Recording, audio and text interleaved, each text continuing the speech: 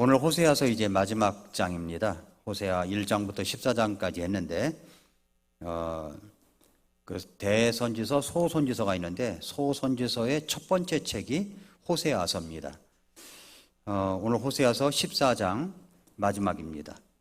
호세아서 14장은 마지막 대언 그리고 회복의 예언이라고 볼 수가 있습니다. 그래서 1절부터 3절까지는 회개로의 부르심이고 회개로의 부르심, 그리고 4절부터 8절까지는 회복을 약속하신 그런 내용입니다. 1절에 보니까 오 이스라엘아 주 네 하나님께 돌아오라 네가 네 불법으로 말미암아 넘어졌느니라 그랬죠? 넘어졌느니라. 그러니까 지금 뭐 하고 있냐면은 돌아오라고 얘기하는 거예요. 돌아오라. 그러니까 회개를 촉구하는 거죠.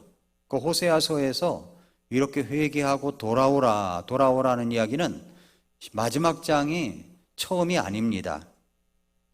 호세아 6장 1절도 그랬어요. 6장 1절에 보니까 오라 우리가 주께 돌아가자. 그분께서 우리를 찢으셨으나 우리를 낫게 하시리라. 그분께서 우리를 치셨으나 우리를 싸매어 주시리라 라고 말씀을 했습니다. 오라 우리가 주께 돌아가자. 돌아오라 했고 돌아가자 그렇게 또 부르짖습니다. 결국 호세아는 호세아서를 통해서 계속 이스라엘 백성들의 잘못된 모습들을 지적하면서 회개를 촉구했지만 끝까지 회개를 하지 않는 이스라엘 백성들의 모습을 읽을 수가 있습니다. 회개를 하지 않았다는 것은 죄에 대한 절실함이 없었다는 겁니다. 내가 죄를 졌다 이런 마음이 없는 거죠. 우리나라에 제일 무서운 애들이 누구냐면은 12살, 13살 같아요. 그래서 이제 그 아이들은 죄를 범해도 큰 벌을 받지 않으니까 촉법 소년이라고 얘기를 합니다. 그래서 지금 14살로 되어 있는 거를 12살로 내리겠다라고 하고 지금 이제 법을 만들려고 추진 중에 있는 것 같습니다. 이 아이들이 나는 잘못을 해도 교도소 가지 않는다 이렇게 생각하기 때문에 죄를 더 많이 저지르는 것 같아요. 그리고 그렇게 또 잘못된 길로 가고 있고요. 그 자기 죄를 깨달으면 계속 죄를 범할 수가 없죠.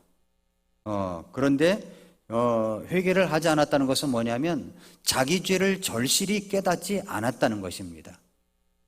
그리고 자기 죄를 똑바로 바라보지 않는 한 회개를 하지 않습니다. 아, 내가 잘못했구나. 근데 이런 것을 깨달을 때가 언제냐면 완전히 실패하여 완전히 바닥에 추락했을 때야 그때서 비로소 깨닫는 겁니다. 아니면 엄청난 어떤 충격적인 일을 당해서야 아, 내가 잘못했구나. 이것을 깨닫게 되죠. 그래서 14장 1절과 6장 1절은 동일하게 회개의 메시지를 촉구하고 있는 겁니다. 회개하고 돌아와라. 우리가 회개하고 돌아가자. 그런 이야기를 하고 있는 겁니다. 그러나 강조점은 달라요. 강조점은 14장 1절은 오 이스라엘아 주 네 하나님께 돌아오라. 네가 네 불법으로 말미암아 넘어졌느니라 그랬죠. 여기 불법이라는 말이 나오죠. 불법으로 넘어졌다는 겁니다. 불법. 죄의 다른 표현이 불법입니다. 불법. 이 불법 때문에 넘어진 겁니다. 불법이란 지속적인 범죄를 의미합니다. 계속해서 범죄하고도 회개하지 않음으로 인해 엎드러질 수밖에 없었다는 거죠. 이제 이스라엘 백성들의 멸망은 기정사실이 되어버렸어요. 기정사실. 회개하지 않으면 멸망하는 겁니다. 이런 맥락에서 호세아 대언자는 두 가지를 이야기하는 겁니다.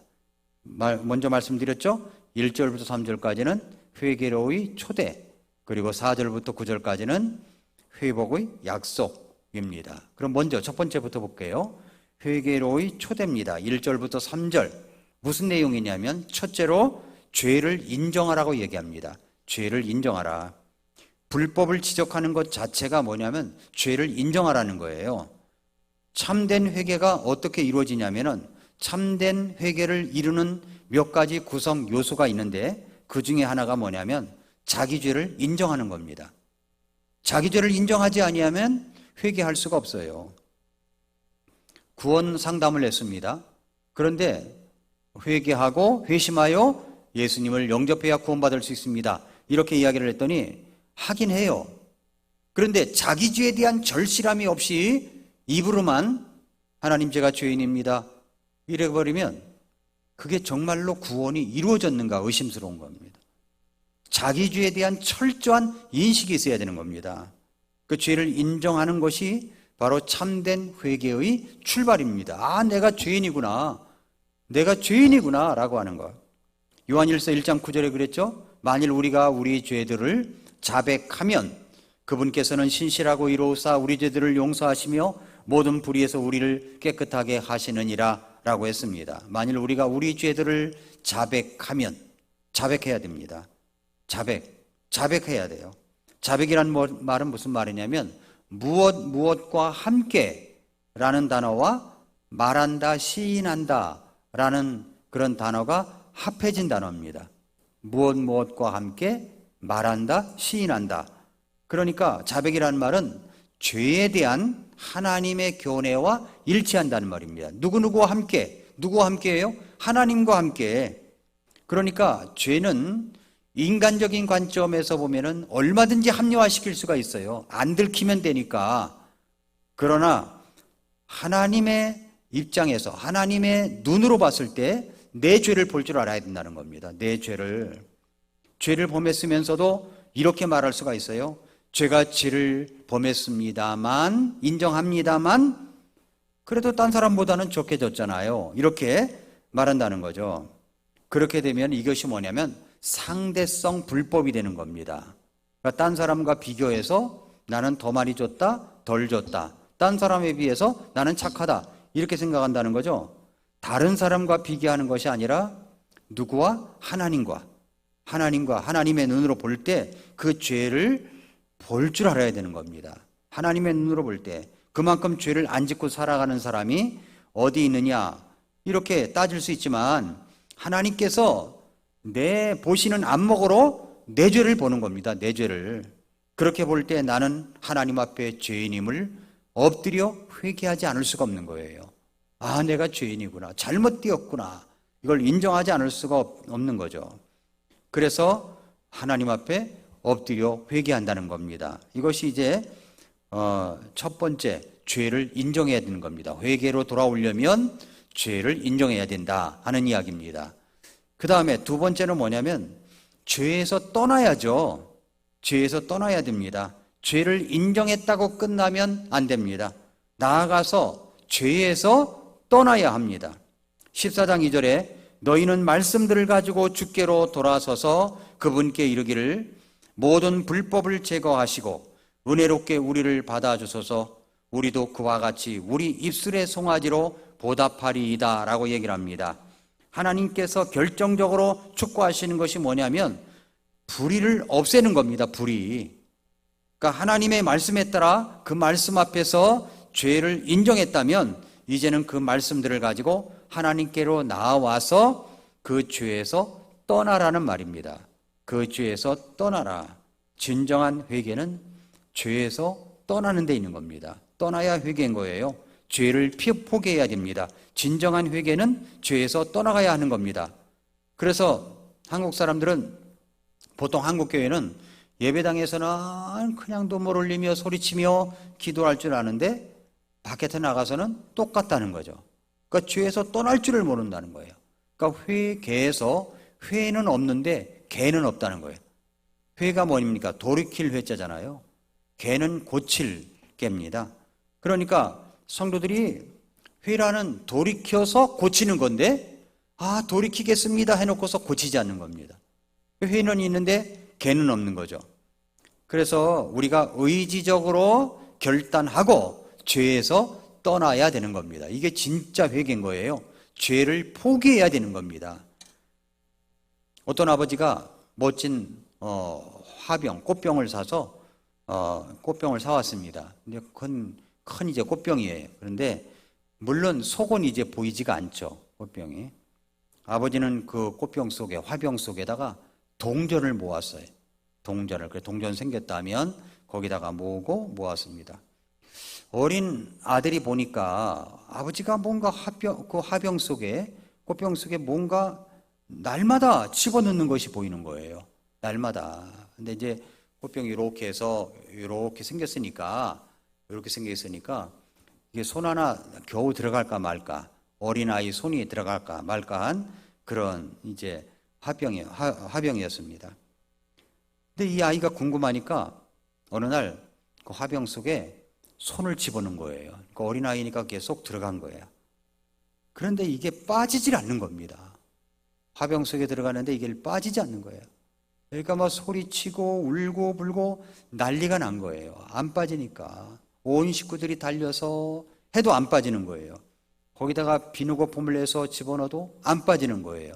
식용유를 집어넣어도 빠지지를 않는 겁니다. 아이는 울고 난리인 거죠. 안 빠진다고요. 가족들은 이제 이렇게 해도 저렇게 해도 안 빠지니까 안타까워했습니다. 그런데 아이가 아빠에게 이렇게 말하더래요. 아빠, 이렇게 손이 안 빠지니까 손에 쥐고 있는 걸 놓을까요? 손에 쥐고 있는 걸 놓을까요? 무엇을 쥐고 있는데? 동전이요. 10원짜리 동전을 꽉 붙들고 있기 때문에 이 손이 안 빠졌던 거예요. 아빠가 말합니다. 이를 악물고 말했겠죠? 놔야지. 놔야지. 쥐었던 동전을 놓으니까 손이 쏙 빠졌습니다. 웃기는 이야기죠? 웃기는 이야기처럼 보여요. 그러나 10원짜리 동전 하나의 가치밖에 없는 그 죄, 또 그 죄를 붙들고 꽉 잡고 놓지 않는 것이 바로 우리들의 모습이 아닌가 생각이 드는 거예요. 그러니까 뭔가 안 빠지죠. 뭔가 일이 안 되죠. 뭔가 고통스럽죠. 뭔가 일이 꼬이죠. 왜 그렇습니까? 그걸 꽉 붙잡고 이게 붙잡고 있으니까 이게 안 빠지는 겁니다. 그래서 고통스러워하고 뭔가 어려운 궁지에서 빠져나오려고 하지만 나오지 못하고 있는 거예요. 이렇게 손을 놔버리면 되는데 안 놔버리는 거죠. 죄를 포기해야 되는데 그 10원짜리 동전 가치밖에도 안 되는 그 죄악을 붙잡고서 안 놓으니까 이게 그러니까 고통이 계속 반복될 수밖에 없는 겁니다. 놔버려야죠. 죄에서 떠나야 되는 겁니다. 돌아서야 되는 겁니다. 손을 놔버려야 되는 겁니다. 이스라엘 백성들이 이런 모습이었다는 거예요.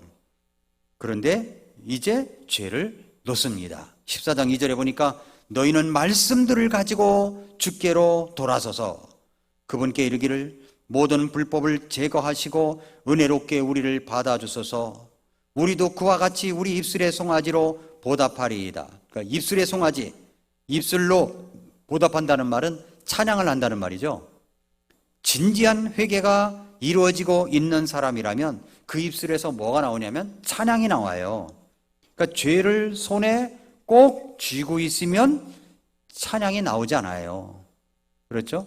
죄를 지고 있으면 기도도 안 나오는데요. 뭐 세상 노래나 나올 뿐입니다. 회개의 증거 중에 하나가 입술의 고백, 찬양입니다. 찬양. 다윗이 하나님 앞에서 우리아의 아내 밧세바를 동침한 사건으로, 간음한 사건으로 죄를 진 후에 그가 진심으로 회개를 했다는 증거가 무엇일까요? 시편 51편 14절 15절에 보니까 오 하나님이여 내 구원의 하나님이여 주께서 나를 피 흘린 죄에서 구출하소서. 그러면 내 혀가 주의 의를 큰 소리로 노래하리이다. 오 주여 내 입술을 열어주소서. 내 입이 주에 대한 찬양을 전하리이다 라고 이야기를 했습니다. 그러니까 죄를 포기하면 찬양이 나오는 거예요. 그러나 죄를 포기하지 아니하면 찬양이 나오지 않습니다. 그러니까 이게 두 번째고, 세 번째는 뭐냐면 하나님의 긍휼을 의지해야 되는 겁니다. 긍휼을 의지해야 돼요. 3절 보니까 아수르가 우리를 구원하지 못하리이다. 우리가 말을 타지 아니할 것이며 다시는 우리 손으로 만든 것에게 이르기를 너희는 우리의 신이라 하지 아니하리니 이는 아버지 없는 자가 주 안에서 긍휼을 얻기 때문이니이다 하라 라고 했습니다. 그러니까 이제는 타국을 의지하지 않겠다는 거죠. 이스라엘이 어디를 의지했어요? 여차하면 이집트로 달려갔고 저차하면 아수르로 간 거죠. 아수르로. 그러니까 이렇게 저렇게 의지하지 않겠다는 겁니다. 예. 사람에게 도움을 요청할 수는 있죠. 우리가 어려운 일이 당하면. 그러나 하나님의 도움을 의지하면서 어떤 도움을 찾아봐야 되는데 하나님의 도움은 전혀 뒤로 한 채 사람만 의지하려고 하기 때문에 그것이 바로 죄가 된다는 겁니다. 아프면 병원에 가야 합니다. 그러나 정말 의지하고 도움을 요청해야 할 분은 바로 하나님이신 겁니다. 하나님이신 거예요. 의사이면서도 많은 책을 쓴 폴 트루니에는 병원 입구에다가 이렇게 써붙였다고 합니다. 의사는 고치고 진단하지만 하나님은 치유하신다. 그래서 의사는 고치고 진단하지만 하나님은 치유하신대요. 하나님을 의지하는 것을 놓지 않으면서도 어떤 도움을 주변에 구하는 것은 잘못된 것이 아닙니다. 잘못된 죄악은 전혀 하나님을 의지하지 않는 데 있는 겁니다. 이렇게 1절부터 3절에 뭐라고 이야기하냐면은 죄를 인정하라, 죄에서 떠나라, 하나님의 긍휼을 의지하라. 이렇게 말씀을 하고 있습니다. 자, 그 다음에 이제 두 번째 단락으로 가서 회복의 약속입니다. 이제 4절부터 9절까지 회복의 약속. 주님은 회개로 부르신 다음에 회복을 약속하셨어요. 회복한다. 어떻게 회복이 일어날까요? 어떻게 회복이 일어날까요? 그것은 첫째로 하나님의 간섭으로 회복이 일어납니다. 하나님의 간섭. 4절에 그랬죠? 내가 하나님이죠? 내가 그들의 타락한 것을 고치고 그들을 아낌없이 사랑하리니 이는 내 분노가 그에게서 떠났기 때문이니라. 4절은 내 분노가 라는 말이 나옵니다. 여기서 주어인 나는 하나님이십니다. 하나님이세요.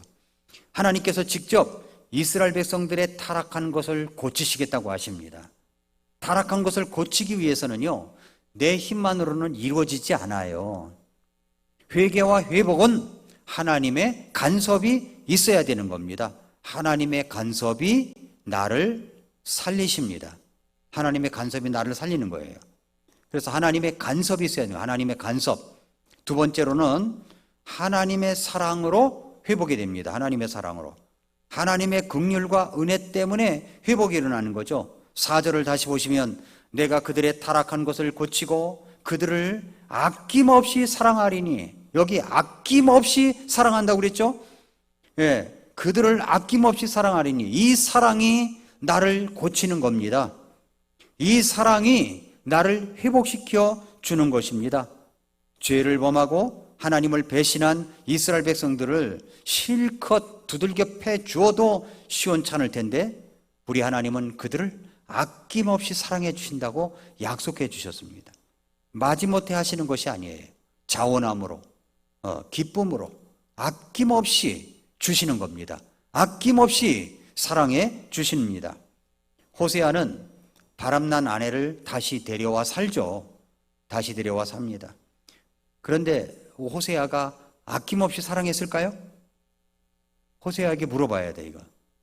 바람난 마누라를 다시 데려와서 사는데 아낌없이 사랑했을까요? 데려오면 나가고, 나간 와이프를 또 데려왔는데 그 아낌없이 사랑했을까요? 하나님의 명령으로 데려와 살긴 하지만 아마도 하나님께서 데리고 살라고 하니까 살지라는 그런 마음이 혹시 있지 않았을까? 이건 제 생각이에요. 그러나 하나님은 어떻다고 말합니까? 하나님께서는 아낌없이 사랑해 주신다는 겁니다. 아낌없이. 그러니까 우리가 회복이 어떻게 일어나냐면 하나님의 간섭으로 회복이 일어나는데 아낌없이 주시는 사랑으로 일어날 수 있다는 겁니다. 아낌없이 주시는 사랑으로 다시 회복될 수가 있습니다. 그 다음에 이제 세 번째로 하나님의 축복으로 회복되는 겁니다. 하나님의 축복으로. 호세아 14장 5절부터 8절을 보세요. 여기에 같이라는 말이 나와요. 같이라는 말에다가 표시를 한번 다 해보세요. 내가 이스라엘에게 이슬 같으리니 그가 백합같이 자라며 레바논같이 뿌리들을 뻗으리라. 그의 가지들은 퍼지고 그의 아름다움은 올리브나무 같으며 그의 향기는 레바논 같으리니 그의 그늘 아래 거하는 자들이 돌아오리라. 그들은 곡식같이 되살아나고 포도나무같이 자랄 것이며 그것의 냄새는 레바논의 포도즙 같으리라. 에브라임은 말하기를 내가 우상들과 더 이상 무슨 상관이 있으리요 하리라. 내가 그의 말을 듣고 그를 지켜보았노라. 나는 푸른 전나무 같으니 네가 내게서 네 열매를 얻느니라. 여기 같다는 말이 많이 나오죠. 뭐뭐같이 뭐뭐같이. 이 구절에서 나타나는 표현들은 하나님께서 축복하셔서 회복한다는 표현들입니다. 예를 들자면 첫째로 내가 이스라엘에게 이슬 같으리니 그랬거든요. 이슬 같으리니.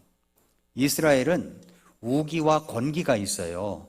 우기와 건기가. 1년의 절반은 건기입니다. 건기에는 비가 오지 않으니까 기대할 수 있는 것이 뭐냐 하면 이슬입니다.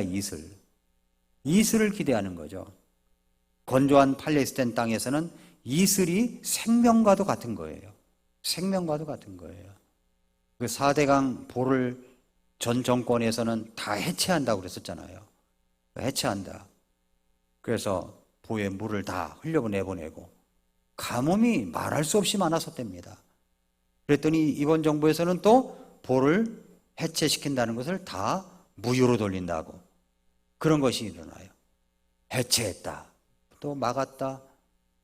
이게 참 하나님이 비를 주지 아니하면 어떤 것도 할 수 없는 겁니다. 어떤 것도 할 수 없어요. 그러니까 이스라엘 백성들은 이슬을 의지하는 것이 얼마나 컸는지 몰라요. 이슬을 의지하는 것. 그래서 하나님께서 뭐라고 그랬어요? 내가 이스라엘에게 이슬 같다는 거예요. 이슬이 얼마나 사람들에게 기다려지는 것 같으면 그렇게 표현하겠냐는 겁니다. 내가 이스라엘에게 이슬 같아 라고 얘기하는 거죠. 이슬. 이스라엘에 갔더니 물을 주는데 호수를 통해서 이렇게 사막이잖아요, 거기가. 호수를 가는데 우리는 이제 스프링클러로 뭐 이렇게 돌린다든가 뭐 그러지 않습니까? 거기는 나무마다 호수로 고기만 구멍을 뚫어 조그맣게. 그 고기 나무에만 물이 나와요. 또 쭉 가서 그 나무에만 나오고. 물이 엄청 귀한 거예요. 너무 귀한 거예요. 하나님은요, 이슬 같으신 분인 거예요. 이것이 이제 이스라엘 백성들은 퍼뜩 알아듣는데 우리는 뭐 이슬비에 속옷 젖는다는 말, 이것밖에 모르잖아요. 가랑비에 속옷 젖는다는 말. 그러나 이스라엘 백성들은 그것이 어떤 건지 아는 거예요. 그래서 이스라엘 백성들의 그것을 이해하면서 내가 이스라엘에게 이슬 같아 라고 이야기를 하는 거죠. 그 다음에 뭐라고 얘기했냐면은 내가 이스라엘에게 이슬 같으리니 그가 백합같이 자라며 그랬죠. 또 뭐라고 그랬냐면은 백합같이 자란대요. 백합. 이슬 같은 사랑과 은혜를 받으면서 백합처럼 자라갑니다. 그러니까 백합은 순결함을 상징하는 꽃이에요. 순결함을 상징하는 꽃입니다. 더러움을 씻어주고 이스라엘 백성을 더러움을 씻어준다는 거예요. 이스라엘 백성들에게. 그러니까 백합같이 자란다는 겁니다. 아주 순결하게 자라가는 거예요. 때묻지 않게 자란다는 겁니다. 그래서 백합처럼 자란다는 말을 하고 있는 겁니다. 그리고 뭐라고 그랬냐면은 레바논같이 뿌리들을 뻗으리라. 레바논 같다고 얘기해요. 팔레스타인 북쪽에 있는 산지예요. 산지, 레바논이. 이 이름은 산지의 흰 석회암과 겨울의 흰 눈에서 비롯된 것으로 추정을 하고 있습니다. 여기에는 북동쪽과 남서쪽에 두 개의 중요한 능선이 있었는데 그리스 사람들은 서쪽 능선을 리바누스라고 불렀고 동쪽 것을 안티리바누스라고 불렀어요. 이 둘 사이에 레바논 골짜기가 있었습니다. 여호수아 11장 7절에 이렇게 나와요. 레바논 골짜기가 여기에서 오론테스 강이 흘러나와서 두로의 북쪽에서 바다로 들어갔습니다. 서쪽의 능선은 대부분 동쪽의 능선보다 높았고 높이가 3,000m가 넘는 봉우리들이 있습니다. 그러나 동쪽의 능선에는 헤르몬 산이 있었는데 이것은 다른 봉우리보다 높습니다. 높아요. 그 히브리 기록자들은 자신의 글에서 종종 이 큰 산지를 언급하거나 염두에 두었습니다. 강풍에 휘날리는 레바논 숲의 이파리, 그곳의 백향목, 그 안에 많은 가축, 차가운 물, 이것을 이야기했어요. 성경에 보면 곳곳에 그게 나와요. 모세는 약속의 땅에 들어가서 좋은 산과 레바논을 보기 원했던 거예요. 레바논, 신명기 3장 24절 25절에 보면은 레바논을 보기 원했던 거예요. 그러니까 솔로몬은 자신이 사랑하는 자, 곧 그리스도의 얼굴이 레바논 같다라고 그렇게 듣고 표현을 했어요. 그러니까 레바논 산에 있는 백향목, 레바논의 뿌리, 레바논에 같이 뿌리를 내린다고 그랬죠? 근데 레바논에는 뭐가 있어요? 백향목이 자라요, 백향목. 이 나무는 크고 두꺼워서 높이가 30m, 둘레가 10m가 넘는 것도 있습니다. 이 나무는 레바논 산뿐만 아니라 소아시아의 여러 지역에서도 자라지만은 레바논 산의 나무가 가장 품질이 좋다고 말합니다. 백향목은 가지가 균형을 이루며 아주 멋있게 자라고 윗부분은 원초 모양을 이루며 이 나무의 모든 것은 발삼 향을 내기 때문에 이 나무들이 있는 곳은 아주 향기가 진동하는 거예요. 너무 발삼 향이 너무 진동하는 겁니다. 그래서 거기서 걷는 일은 대단히 유쾌한 겁니다. 아가서 4장 11절에도 나오고 호세아 14장 6절에도 레바논 백향목이 나오는 겁니다. 백향목은 썩거나 벌레가 먹지 않아요. 그래서 목재로 적합했고, 그래서 뗏목을 만들거나 집을 지을 때 널판지로 많이 사용했습니다. 예루살렘 성전과 솔로몬 궁전 등은 모두 백향목으로 건축했죠. 레바논 숲에서 나무를 취해 만든 집이라는 표현은 이 집을 지을 때 백향목이 많이 사용되었다라는 것을 뜻합니다. 열왕기상 7장 2절, 10장 17절에 그 이야기가 나와요. 한때 레바논 산을 덮었던 백향목은 지금 그리 많지 않다고 얘기합니다. 그러니까 레바논같이 뿌리들을 뻗으리라. 그러니까 얼마나 튼튼하게 아름답게 견고하게 그렇게 자란단 말입니까? 뿌리 깊은 나무가 된다는 얘기죠. 레바논같이 라고 하는 말이 그 말인 겁니다. 의미가 깊죠? 이스라엘을 이해하면서 이것을 봐야 돼요. 그 다음에 네 번째는 6절이죠. 그의 가지들은 퍼지고 그의 아름다움은 올리브 나무 같으며 그의 향기는 레바논 같으니, 아까 향기 이야기했죠? 발삼 향이 난다고 레바논 같다 그래서. 근데 올리브 나무 같다 그랬어요. 올리브 나무 같다. 성경에서 가장 먼저 언급된 나무 중에 하나가 올리브 나무예요. 이것은 노아의 홍수 이후에 가장 보편적으로 쓰인 올리브 나무, 평화의 상징이었습니다. 팔레스타인에서 가장 귀한 나무 중 하나로 평가가 되고 있습니다. 그래서 그 지역은 올리브 기름과 꿀의 향으로, 꿀의 땅으로 불렸어요. 신명기 6장 11절에 보니까 올리브 기름과 꿀의 땅으로 불렸어요. 올리브는 크기나 올리브는 굉장히 크거나 아름다운 나무는 아니지만 키가 10m를 넘지 않습니다. 그러니까 올리브 잎은 겉은 진한 녹색이고 안은 은색을 띠며 이 나무는 상자나무처럼 단단하고 2년마다 열매를 맺어요. 그러니까 올리브 열매는 서양의 자두 비슷하고 처음에는 녹색이다가 나중에는 검은색으로 바뀝니다. 보통은 가지를 흔들거나 나무로 때려서 올리브 열매를 줍습니다. 그러니까 올리브는 무엇보다도 그 기름으로 인해서 동방에서 아주 귀중하며 완전히 자란 나무는 약 500kg의 기름을 내는 것으로 알려져 있습니다. 한 나무에서. 올리브는 돌이 많은 지형에도 있습니다. 그래서 부싯돌 반석에서 기름을 빨게 한다는 말이 나와요. 그러니까 이게 올리브 나무와 상관이 있는 거예요. 부싯돌 반석에서 기름을 빨게 한다. 신명기 32장 13절, 욥기 29장 6절에 나옵니다. 이것은 상록수로서 장수하며 경건함의 상징이에요. 장수하고 경건함의 상징입니다. 그러니까 여기 올리브 나무가 있다고 그랬잖아요. 그 아름다움은 올리브나무 같다라고 얘기를 합니다. 아주 장수하고 경건함을 상징하는 나무입니다. 그래서 이 새 나무는 오래된 나무의 본체 주변에서 같은 뿌리에서 자라기 때문에 어미나무가 살아있을 때는 그것을 장식하고 죽을 때는 그것을 대체한다고 합니다. 그래서 의로운 자의 가족을 표현하는데도 이 올리브 나무를 사용했습니다. 그래서 여러분 올리브 나무 같다고 이렇게 표현을 한 겁니다. 그 다음에 이제 17절 말씀해 보니까 그의 그늘 아래 거하는 자들이 돌아오리라. 그들은 곡식같이 되살아나고 포도나무같이 자랄 것이며 그랬죠. 여기 곡식같이 그랬잖아요. 곡식같이 무슨 말입니까? 되살아난대요. 그러니까 알알이 꽉 차 있는 곡식처럼, 알알이 꽉 차 있는 곡식처럼 죄를 범한 인생일지라도 주께서 내려주시는 사랑의 이슬을 맞고 돌아올 때 회복될 수가 있다고 하는 것입니다. 그 다음에 이제 포도나무같이 자랄 것이며 그랬죠.